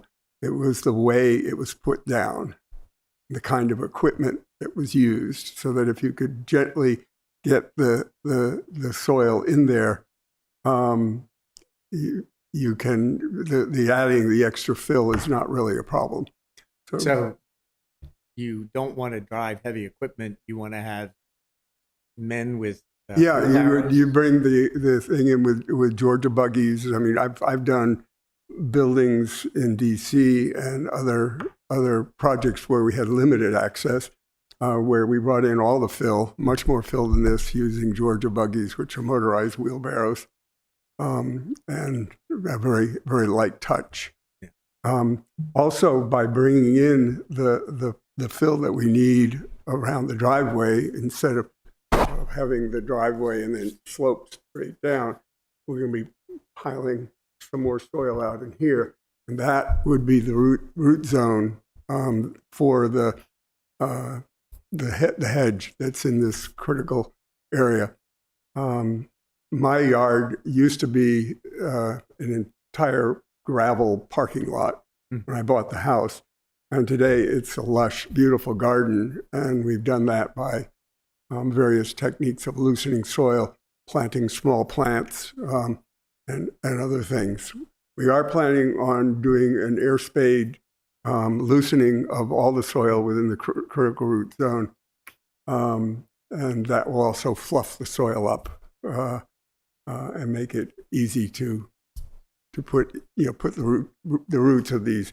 I'm assuming that we're at boxwood. Is that what we're talking about? And that plant, use or boxwood, and essentially not really planting them bare root, but taking the root system of each ball and removing all the planting material that's in the pot, so you can pull the roots out and you can tuck them in and around what you have to do. So I think that whole process will actually improve the conditions for the tree as they sit now, and that leaves us with the system to essentially float the driveway over the top of the existing root system. And I've always, in the past, have used essentially a geogrid system. And actually, I was challenged, well, how do you know that? How do we know it works? And we don't have good data on at least on the tree side. And we just know that this system of using a geogrid with some number 57 stone above that works. On a couple of projects have consulted with really good arborists that I know that are working in the area, and my own projects to say, you wouldn't use in this, yes. How is it working? Seems to be working fine. But we were asked, well, I got to see some data. So actually, I applaud being asked that question. It's been a long time since anybody did. So we went to a person that we know of who is an expert in this load translation. And when we actually first started working in this area, we asked that very question, and they said, we can't do that. We can't figure out if you put 100 pounds of pressure on the top of this, how much is at the bottom. But since then, apparently, we now have figured out how to translate load through number 57 stone and exactly what it does, to the point where the manufacturers of these various systems have, come up with some real numbers. So they felt that the system that I was proposing would, over 10,000 passes of a H10 vehicle, which is essentially a worker's van or a small dump truck or something like that, would make about 1.5 inch deflection over 10,000 passes of this H10 vehicle, which I didn't consider to be very much on that. And then the person we were talking to says, well, why don't you use these confined fill webs, which didn't actually exist when we were doing our initial work in this. They said it's way more effective, and they felt that they could get this H10 truck to impart a very low level of compression on the soil, much less than the other. So for that, I thank the commission for kicking me out of my retirement and making me actually do some work. But I'm convinced actually both systems would work, but this conforming a web that makes holes about that big, and you fill them with stone, but they can't spread out this way. So each box, there are thousands of these boxes that will be out there. So it's like a web. Will essentially compress against each other and distributing the load horizontally much further than the geogrids. The cost of the two different ideas is roughly the same amount of gravel, and then the confinement system costs a little bit more, but in the big picture of things, it's not a big difference. For clarification, is the soil composition the same that he recommends here? Yeah, the soil is going to be the same soil that's already there. We're going to be fluffing that up with the air spade, and then the material that looks like soil on there is actually number 57 stone, which is about a 1/2 inch to 1 inch, 1.5 inch stone. I guess it says this statement only reflects to be true if there's a 4% composition of clay. Now, I don't know what that means, but I'm curious to see if what you're showing us would be consistent with the site. Right. The other thing that I had to learn more about for this was that they determined that this idea of California bearing ratio, or CBR, was what the soil below that was. What was that? And so a clay soil is generally considered to have a CBR of 2, where a sandy soil has a CBR of 4 or greater. And that is when the soil is actually wet. So when the soil is dry, it actually even has a much higher CBR. But the wet condition is the worst. So we have ideal soil for the only thing that gets a higher CBR is stone. So as far as soil goes, we have a very good soil to work with. You referenced pulling away the mulch and such accumulated around the bottom. You do that because that harbors bees and insects, right? Well, it's more fungi that you're wetting surfaces that the tree, as it was growing, was not really designed to deal with. And also, there's going to be a lot of girdling roots in that area. Although this tree is that not. alone helps the survivability. Yeah. That one step. Mm-hmm. Yes. So that, and that's why I came to the conclusion, actually before we started looking at the confining system, that I was feeling that there would be very little root disturbance in the areas which were showing no cut. And now I'm extremely confident that we would not have any root disturbance. With the mitigated zone. Is that with the reduced driveway size? You're saying that there were... We are basically making the system more efficient.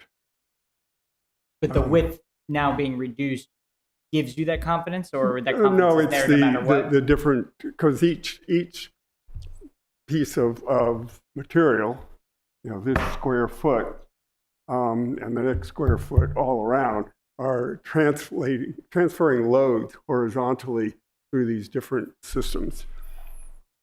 So the reduction in the width of the driveway is more so just to keep it further away. But if you have a wider driveway on the system, transferring the load further also helps. In theory, you could make the driveway, in my opinion, you can make that driveway as big as you want it.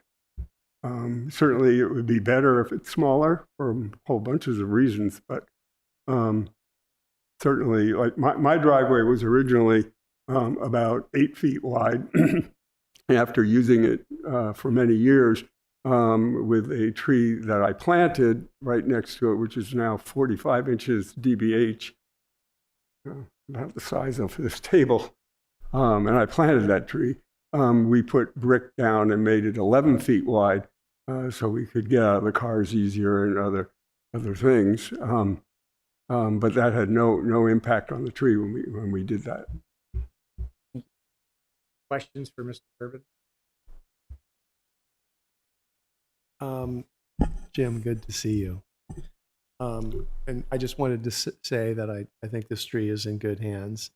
My only comment would be, I think we would approve it with the understanding that you would be hired to monitor both the installation and the protection of this tree during the construction period. Yeah, I would, since I drive past that tree a lot, I will certainly. We'd offer into testimony that would be a condition of approval which we would accept. Excellent. My only other comment, just as that tree goes beyond its canopy, could the root zone extend beyond that canopy, particularly where that section of driveway, if it was approved to have a curb cut, couldn't there be some roots over in that area? Oh, yeah, definitely. We did a route at the ASLA conference in Chicago. We did for as one of the exhibits a root excavation, which we arrived with our air spade. We didn't really know what we were going to do. And so we took the largest root that was coming into that tree after we did the thing, and we just started following it 150 feet to a drain inlet, and went straight down the drain inlet. Well, if that driveway, if a curb cut is approved, shouldn't this technique be continued along the front? We're going to be, well, I'm not going to. It looked like the reducer goes down and the driveway would set at grade in an area that could have tree roots. That's my point. Well, we'll be doing the root protection under the entire driveway plus another foot beyond that. But not in the section that goes to the second curb. Right. That we don't. I don't expect there to be any tree roots at this point. Roots there. That we, if we get ran into some, and they might, they're likely to be deeper. And one thing we really need to do is a very detailed grading plan of this whole thing, which I've always encouraged my colleagues to do at 1/10 of foot contours instead of 1 or 2 foot contours. A 10th?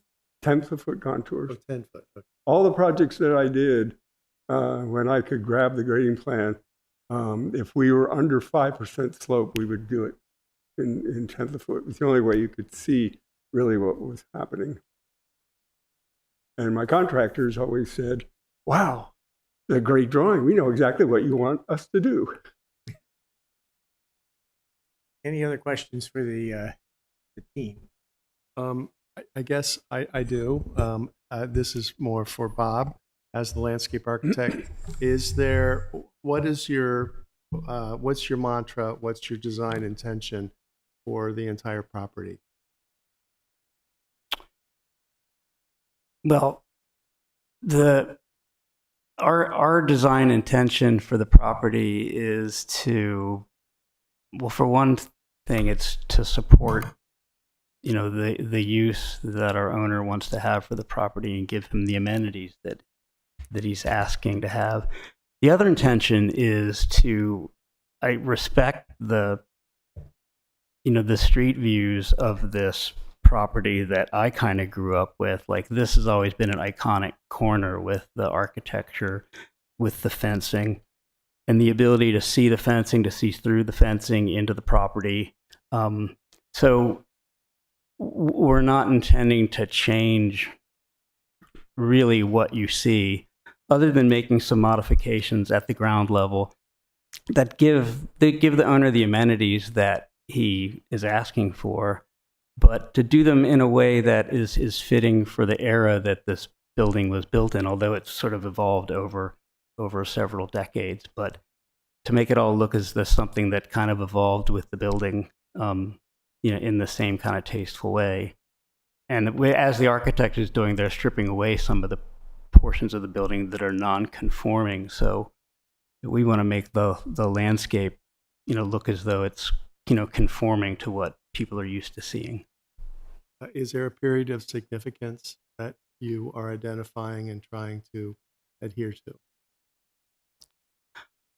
I think that the period of significance sort of spreads a little bit over the history of the building. We did not engage in this intending to return the landscape to 1700s, but to make the landscape look as though it would be appropriate for a building that was, built in the 1700s and modified in the 1800s, and a part of the fabric of Annapolis. Just curious. Is there a reason why, particularly around the 18th century main block of the house, that you would retain the 20th century foundation planting?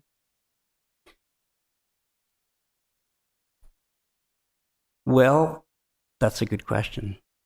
One of the reasons is that we haven't really gone down that road with the owner yet about removing all the plantings, because the plantings that are there, that have been there for a long time, are not specific to that period. So, I'm not against pursuing returning parts of this, to a more 18th century look, but it's a conversation that we'd have to have after seeing these comments and where we would want to do it and how we would want to do it. So, like, for now, we're trying to stabilize the landscape so that it's not significantly different than what people are used to seeing. I wouldn't aim to necessarily the 18th century or the 19th century. So it was a combination of the two that this building was built. But I definitely would want to de-emphasize the 20th century, which those foundation plantings clearly were part of. And that would be particularly for the parts of the building that face the street. And College the main. Understood. And I have another question for Jim.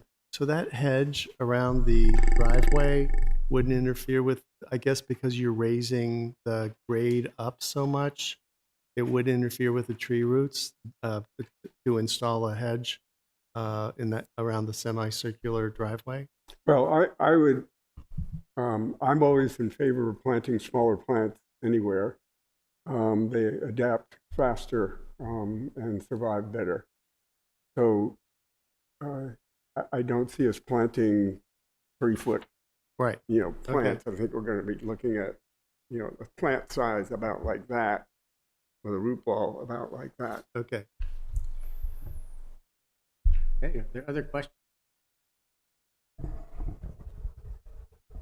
Then I think we've reached a pretty clear point where it seems that we're agreeable to the things where staff has recommended approval, with the addition of the condition that Mr. Urban be kept on the team until the project is complete. John, we can't really ask that somebody be retained beyond the completion. We can negotiate your rates for you. We can't sort of make you've got to retain so-and-so expert for 5 years. We can only say during the construction project, Yeah, can we? As a condition, Yeah. No. it's possible. Possible? You know, explore your new executive power. Well, It's I think he's unlimited. joking with you. I think he's joking with you. I don't, No, it is possible. Of course, you can make a condition because what you're talking about here is the health of the tree. Yeah. But I know we can make that condition, but what I'm trying to get at is what is legally is sustainable and Yeah. reasonable, until the completion and the occupation of the property by the owner.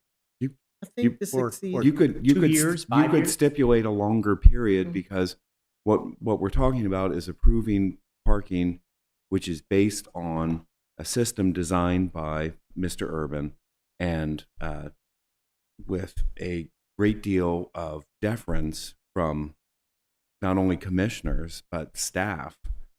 So you what know. term would you A recommend? stamp of approval from him, project completion. No. No, he's saying What- longer. So what? No, I year? think it's possible, but it's unusual. But I would defer to Eric. I think it's the construction period would be the main Yeah, I mean, consideration. 90% of the problems are going to be during the Yeah. construction. So I don't think period. beyond that is necessary. If people start parking on the root zone later, that could be a problem, but we can't really control that. Right, and actually the hedge does a very good job of. Well, that'll, yeah. You know, if might you have be a the large only party, reason Right, you're not for it, gonna keeping get them- in your- my opinion. Right. I think we have the guide. Okay. what Well, I was saying. just saying. 15 years. Right. There's. At $10 an hour. Can I jump in and make one comment on that topic? We did have Bartlett Tree Experts put together a proposal to the owner to sign them on to do pre-construction preparation for the tree, which is some pruning and some air spading and some of the soil work that Jim talked about under the tree. And they're also under contract to monitor and specify some of the tree protection stuff that we have shown, as well as post-construction evaluation. So when we have submitted this proposal in one of the packages. So just so everybody knows that we plan on having Bartlett contractually part of this project for pre, post, and during construction monitoring as well. Are you at liberty to say how long?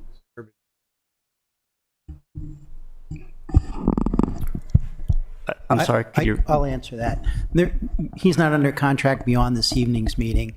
That said, if a condition is that we maintain his involvement in the project for the duration of construction, that's not a I problem. don't think we can make it specific to it. It does say here Well, the estimated treatment If he dates. just agreed to it, then it's not an Yeah. issue. Oh, okay. Well, there you go. They have dates in here too. We I don't know. have a problem with that. Okay. And I know where he lives, and I bug him all the time. So I retired in 2018, and I really pushed back on my colleagues who all want me to work for them. And so I say, here's the conditions of my employment. Number one, I don't write reports. I don't do drawings. I'm glad to talk to you about this, and I'd love to come out and look at trees and look at contractors and that kind of stuff. And then the last condition is you can't pay me. The reason I do that is if you pay me, I'm under certain contractual obligations that don't necessarily apply. Like, for example, I have dispatched with my errors and omissions insurance. So I'm just a freelance person. I've made my pro bono services available to the city, and occasionally they ask me to help them. I've done work for other landscape architects and architects, to come and help them. And I'm in the sort of pay forward or pay back everything I learned in the last 50 years, and I'm glad to do that. I think my concerns are alleviated. This is So- one lucky tree. Huh? This is one lucky Yeah. tree. Hey, it's a prominent one. I mean, Yeah. Can we require that you put lights on it every Yeah, Christmas? I want to see the Christmas lights. Okay. Uh, It is getting late. Longer meeting than hoped. Given the material tonight. So Hold on. Staff should respond a bit. So it is important for you to keep in mind as the landscape architect that most of what you see on this building is 18th century. The main block of the building is 18th century and the ballroom are 18th century. And everything that is subsequent to that, sort of the Naval Academy additions, are later. And then the porch, for instance, is a 19th century feature that is going to be recreated. So I had a question, and this is important. In your drawing, there are 2 unapproved additional entrances to the porch. Are those something that you're planning to do, Leo? Can you Just zoom describe in. more clearly where it is? Yeah, on the porch, your Victorian Which porch. porch? Oh. Is that just an error? What's that, these? Yes. Oh, the doors. Those are windows. I'm just wondering. You know, that's a great question. I think we put those doors in The there. original application. Yeah, I think those are already approved. They are not. They're shown on the drawing. They are not approved. And that's why I looked at them and I said, oh, surprise. Wow. And they're shown, they're shown on our drawings that were submitted and approved. I don't know. I guarantee they were not approved. I specifically wrote a single door modified, window modified to a single door. And are you talking about the one that comes from the side, John? The, Like you would the like one, those the to... one that was on your other plans that was approved. That's the one I'm talking about. Maybe pull up that. Yeah. Look, we can talk about this later, but those Yeah. are not approved. Okay. Those 2 windows being modified aren't approved. But then I had this question. I'll acknowledge that. And We'll I take a look had and to ask, confirm it. even though it was approved about that porch, aren't you concerned that it's going to darken the ballroom? Well, it's a good question. The ceilings in there are quite high, as are the windows. And if I were doing a new home for a client, I think the way I mitigate that is make the porch not too deep and also try and set it up so that the windows are as tall as is practical for the room.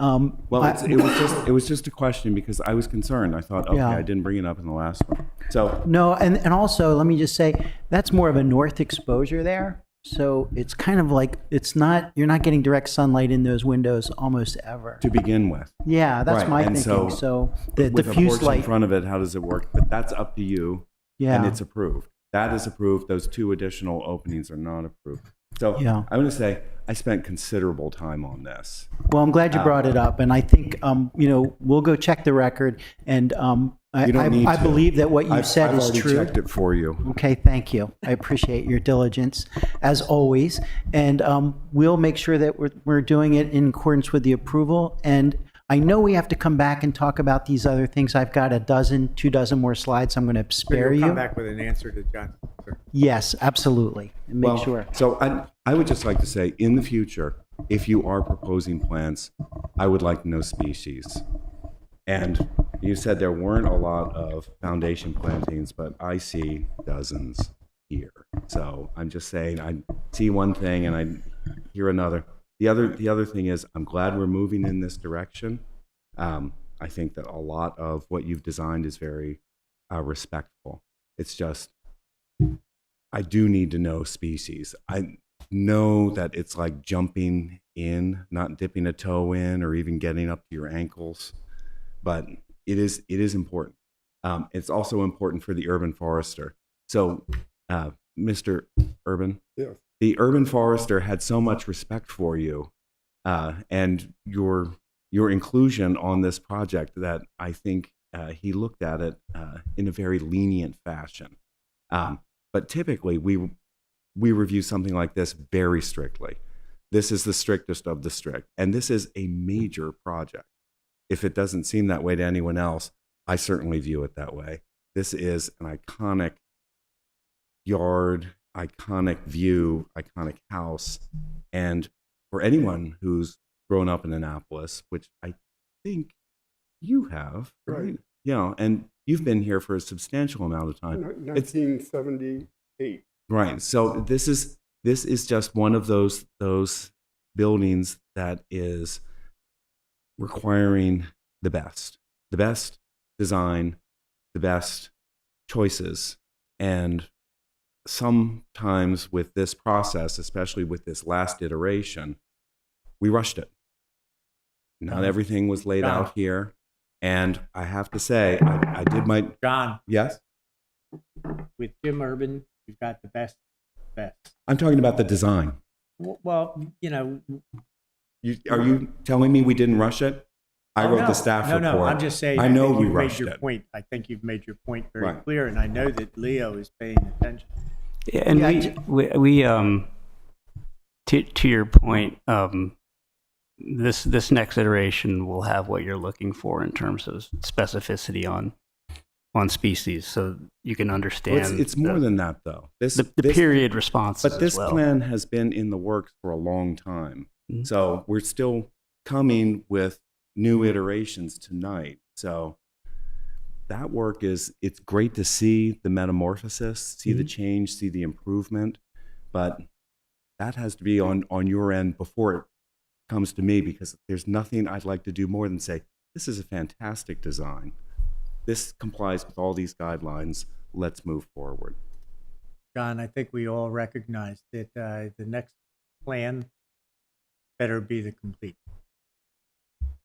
Okay? All of it. All right? So, What are we moving? well, I You was tell about us. to say, I was about to say, it seems like it's appropriate for a motion at this point to approve everything that the staff has recommended approval of. Okay. Save the final designs Of the land. of the entrances and how that would affect the driveway depending on approved by And a more specified planting. Are you moving that? Yes. Is there a second to We're that? going to need to state the motion Yeah, on the okay. record. Oh, geez. So what are you approving? I move that the staff recommendations be approved with the exception of the potential curb cut and extra driveway and a specified planting plan. Second. Madam Attorney, is that clear? Well, there's some confusion here. I'm sorry to interrupt, but there's doesn't recommend approval of the foundation planning. There's pretty specific things in here that are not what we just talked about. So I think. So I guess so. It would be moved to approve as applied with the exception of the curb cut, Okay, extra driveway, and Yeah, wait for the attorney. Well, you want to withdraw your motion for more discussion about this? That's good. Would you like to withdraw your motion? Yes. Okay. So I think it needs to be clear. I know as to exactly what conditions, and maybe it goes by number. I don't know. unless you're saying maybe- everything's maybe Mr. approved Tower- except those. I can read You the could- recommendation also, if you like, Okay. but there are a lot of And things. then you could adopt. Yeah. Right. Okay. Go ahead. So what we know is that we do not have public works or zoning approval for the curb cut, and I am recommending that we do not approve the curb cut that is closest to King George Street and College Avenue, because it's not supported by state highway administration guidelines and our own city code, and also not recommending approval of the circular driveway. However, I am recommending approval of the driveway and parking area associated with the carriage house and the garage addition, according to Mr. Urban's design, and then the modified cover, which is oyster shell. I am also recommending approval of the privacy fence by the swimming pool. I am recommending approval of the parterre and the terrace and those plantings, which are small boxwood. The front walk is also approvable. However, it doesn't connect to a circular driveway because the circular driveway isn't approved. So I think that needs to be redesigned. Let me see.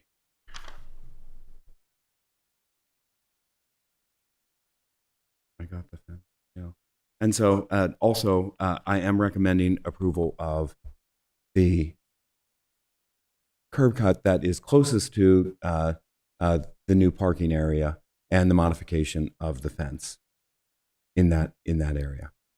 Okay, that's not identical to the staff report that you did. That's the one thing that isn't. I'm just saying, we are going to modify the fence in order to do it.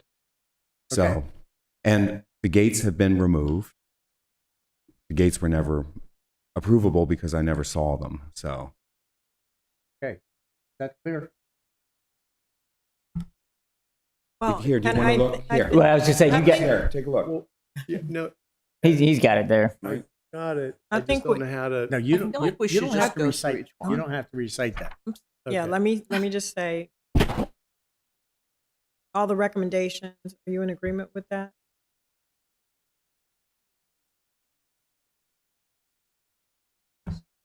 Okay. So you could say I move that all of the conditions that Mr. Tower just mentioned be approved, that the project be approved with the conditions Mr. Tower mentioned so far. I move that the conditions that Mr. Tower has mentioned so far are approved. Second. I didn't get that That's right. It's that we approve The with project be condition. approved with the conditions that We, Mr. Tower approved just. with the conditions that Mr. Tower just mentioned. Okay, the motion has been made and Second. seconded. All in favor signify by saying aye. Aye. Aye. Okay. Now remember that we will have expert legal advice in writing the recommendation for certificate of approval.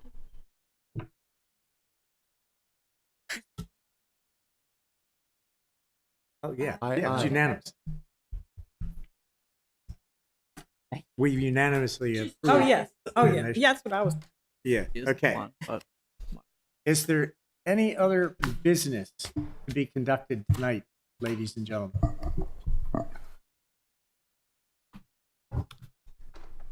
Well, I just want to know whether I can let them all go. Right. All I would say is I hope everyone enjoys their Thanksgiving. Okay. All right, gentlemen.